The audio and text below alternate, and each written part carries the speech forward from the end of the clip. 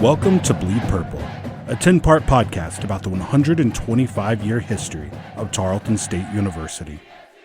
Host Drew Myers will cover Tarleton's rich traditions, speak with notable alumni, and uncover the stories that give Tarleton its lasting legacy. Here's your host, Drew Myers.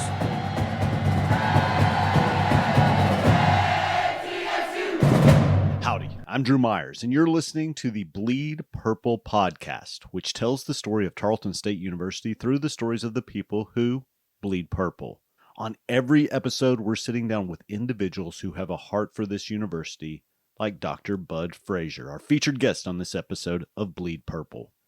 We recently recorded this episode at Dr. Frazier's ranch outside of Stephenville. He was in town for graduation, and he received an honorary doctorate degree for his remarkable and industry-changing advancements in cardiovascular medicine. This is the first in a two-part series highlighting Dr. Frazier and his amazing career. We're also going to capture his heart for Tarleton State. Before I start sharing parts of my conversation with Dr. Frazier, I just wanted to say thank you guys for listening. If you like what we're doing on this podcast, please like, comment, and rate the show. If you haven't subscribed, definitely do that. Just go to your favorite podcast platform and search Bleed Purple. Now, let's jump into my conversation with Dr. Bud Frazier. You've had a full weekend in Stephenville, Texas. You were on the field for graduation. You received an honorary doctorate from Tarleton State University, and we're recording this podcast to kind of wrap up the weekend with a nice red ribbon. My first question for you, Dr. Frazier, out of the gate is, what did this weekend mean to you? Well, it was very meaningful to me and, of course, to my family and, of course, in memory of my father, I think, mainly. And it was always impressive to come to Tarleton for me. I grew up 2 blocks from Tarleton campus, and I spent a lot of my youth playing basketball in the gym, for one thing, or tennis. They had tennis courts, only tennis courts. And it was a nice memory. But there were only 800 students, and it was a junior college then. And of course, the main thing that impresses me today about Tarleton is how it's expanded, and I think how it's become a rallying point, I think, for people, students. So it's interesting. It seemed to me that there was a lot of the students come from the Dallas-Fort Worth area, so they're come from a real cosmopolitan area to it's still more of a town, Stephenville is, although it was about 7,000 when I grew up here, and it's 30,000 or so now. So it's changed a little bit, huh? Yeah. So it was a nice experience, and I was impressed with that they still hand out diplomas. It's quite an effort for the staff of Tarleton to do that, and I think it does make it more meaningful to the students. I remember I graduated from the University of Texas, and they had all the graduates out in the auditorium in the gymnasium, and they just stood up. That was it. All the graduates, please stand. They stood up and then sat down. Of course, it was 2,000 graduates or so they couldn't have them walk across. But I think they did a good job. It was a good ceremony, and I think it was well appreciated. Talk a little bit about your dad. We talked a little bit about it before we hit record on this, but just talk about your father. Again, track coach and math professor here at Tarleton. Well, as I said, he grew up in Hillsboro, and he and my uncle won the first state championship track meet in 1918. And my uncle scored most of the points, but both went to A&M when they finished high school, and my uncle didn't stay there very long. He was a very aggressive sort of person, and my father was always a gentleman. I never heard him raise his voice. So my uncle didn't last there very long. His name was Mule Frazier. Everybody knew him.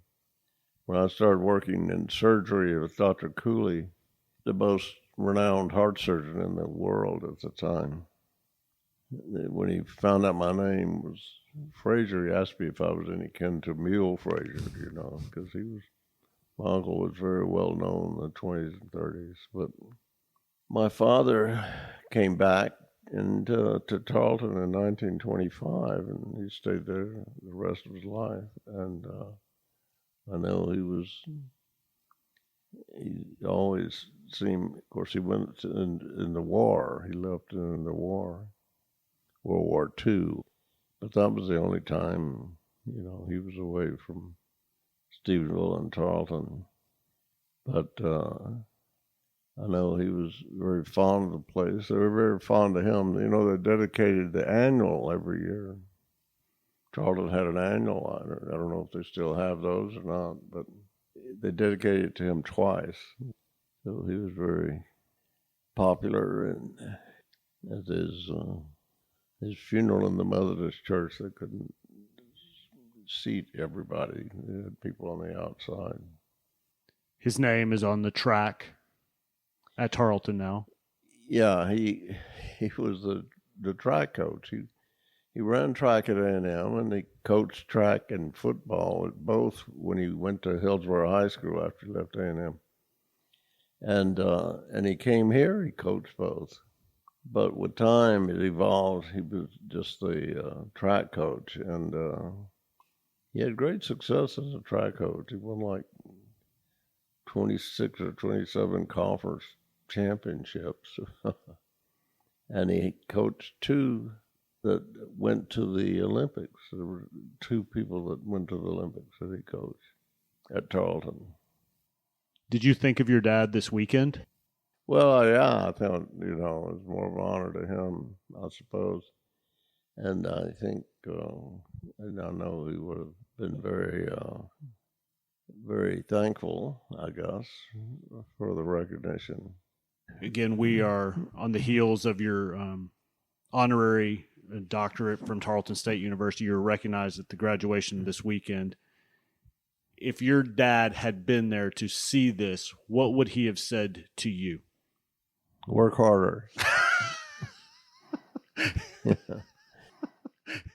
Well, he was always pleased, I must say. He was always encouraging success or failure. He was always. My mother was a little tougher, but my uncle was even tougher. But my father was a gentle, graceful man who was always positive. And I think that would have been his response. That, I think he would have been proud that I continued to work in spite of the opposition, because literally there wasn't anybody believed that you could have a pump that didn't create a pulse. I want to push pause on our conversation real quick. Dr. Frazier started discussing remarkable advancements that he spearheaded in cardiovascular medicine, and we'll dive into that part of our conversation in part 2 of this 2-part series. But what I want to do right now is close down part 1 with some good stories. Again, on this podcast, we're telling the story of Tarleton State University through the stories of the people who bleed purple. The first story I want to share: when Dr. Frazier was attending Tarleton, he helped reconstruct the stone gate at Military Way on campus. They widened the gate to allow bigger vehicles to come through. Here is Dr. Frazier explaining. That was one of my jobs in the summer. I worked construction work, and I was working for the people that wanted to widen the gates that lead up to the president's home. I helped widen those gates. Every time I drive through there, I remember working on that as a construction job in the summer. So that's one indelible mark I left on Tarleton. And I also signed my name on the concrete that it went on. You could do that in the concrete when it was soft. Anyway, Tarleton's been a great asset to me and to my family, and I think to our country and in many cases to the world. You think of, Earl Rudder and all the people that are less well known but have been very contributory to our country. While we were recording our conversation, there were other people in the room, and some of those people threw out stories that they personally wanted to hear. Dr. Frazier's son brought up a neighbor who marched up and down the street on a weekly basis, wearing his uniform from the Spanish-American War. Dr. Frazier chuckled a little when he was reminded of this story, and then he explained the patriotic occurrence that happened right here in Stephenville every week. Once a week, I've forgotten which day, I think a Thursday or something like that, he would march down the street from the Neblet, which was about 2 blocks, down to Tarleton and march back up. And we used to go out and watch him. He was in his Spanish-American War uniform. Of course, he was very proud of that Spanish-American War, which nobody else even knew existed, But I thought that was an impressive thing for me, and it showed the dedication to the past that we all have to have. We also have to have something to build on, and I think that was a great contribution. And I think, as I said, just growing up around my father, who had this calm resolution to do things, and he just always would try to see the positive, even in the most negative things. Well, it can be better. And I think that's one of the things that influenced me a lot in my career. Looking forward, not looking backward. An ongoing theme throughout our recording session was the name of this podcast, Bleed Purple. The irony was pretty obvious. I was having a conversation with a heart surgeon, and blood is not purple. Someone in the room brought that up while we were talking. This was Dr. Frazier's response. But real quick, before I play that excerpt, this soundbite starts to trickle into Dr. Frazier's journey in cardiovascular medicine. It's the beginning of our segue into our next episode, which showcases his illustrious career. During these industry-related stories, you'll start to hear names like Dr. Michael E. DeBakey and Dr. Denton A. Cooley. These gentlemen were on the forefront of heart surgeries, heart transplants, and the development of the artificial heart. Dr. Frazier speaks very highly of these men that he worked alongside. Starting with this soundbite and carrying over into the second part of this 2-part series. Again, here is Dr. Frazier confirming that people don't actually bleed purple.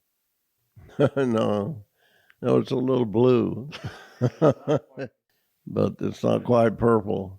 But it is certainly blue. Unoxygenated blood has a bluish tint, and you can see it immediately when it goes through the oxygenator. It immediately turns red.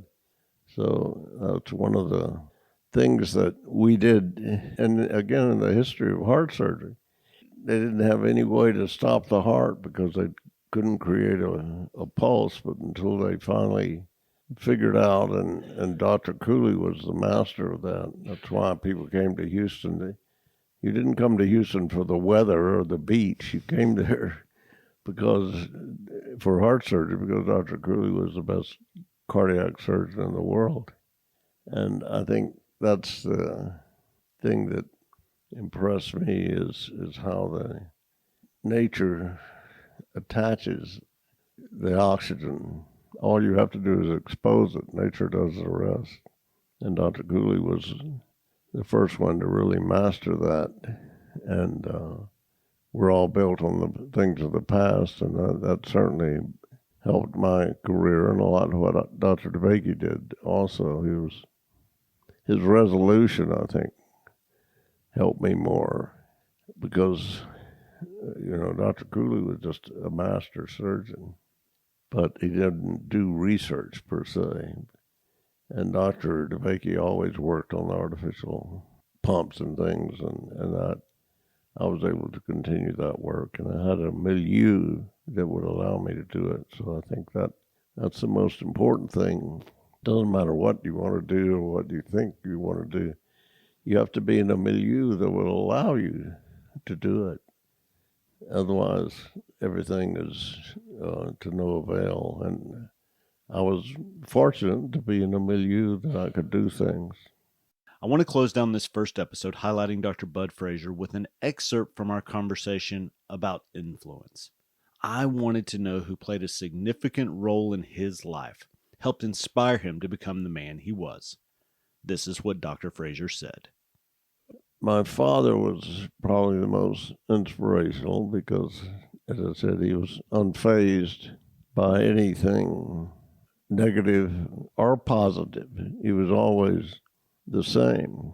And I think I learned more from him in that regard, is to say, to keep your quintessential essence as calmly as possible and to continue to reach for goals.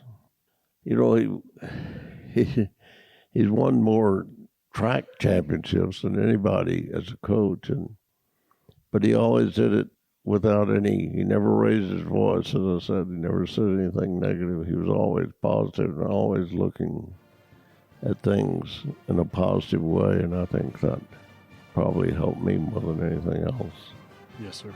What a great way to end this episode of Bleed Purple. Again, the official podcast of Tarleton State University. Thank you, Dr. Frazier. I really appreciate it. Well, thank you.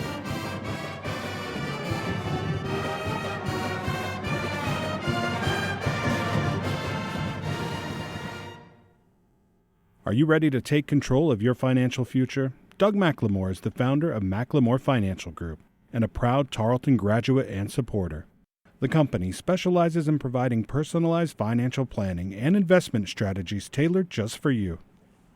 Whether you're saving for retirement, planning for your child's education, or seeking to grow your wealth, their experienced advisors are here to guide you every step of the way.